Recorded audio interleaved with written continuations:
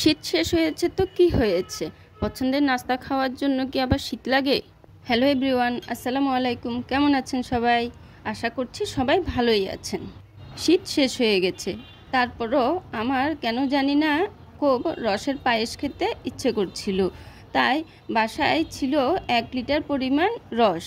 সেই রসকে জাল করে আমি আধা লিটার করে নিয়েছি আর চলে এলাম রসের পায়েস তৈরি করতে। আমি এখানে 1 কাপ পরিমাণ পোলাওর চাল ধুয়ে দিয়ে দিয়েছি সিদ্ধ হওয়ার জন্য। সাথে দিয়ে দিয়েছি 2 থেকে 3টি তেজপাতা, 2টো এলাচ ও 2 থেকে 3 টুকরো দারুচিনি। সবগুলো দিয়ে ভালোভাবে ঢেকে দিয়েছিলাম। সিদ্ধ হয়ে এসেছে। এখন ফুটে নরম হয়ে আসার পরে আমি দিয়ে দিলাম আধা লিটার খেজুরের রস এবং আধা লিটার জাল করে রাখা তরল দুধ। এই সবগুলো উপকরণের সাথে ভালোভাবে চালটাকে মিশিয়ে নেড়ে চেড়ে দিব। আরও কিছুক্ষণ সিদ্ধ হবে। সিদ্ধ হয়ে আসছে এমন অবস্থায় দিয়ে দিলাম লবণ দিয়ে আবারও কিছুক্ষণ ভালোভাবে নেড়ে চেড়ে দিলাম।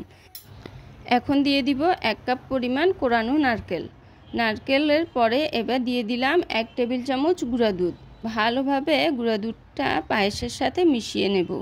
এবার দিয়ে দিচ্ছি কিশমিশ এবং কাঠবাদাম ও পেস্তা বাদাম কুচি। এই তো সেই সাথে তৈরি হয়ে গেল আমার আজকের মজাদার রসের পায়েস।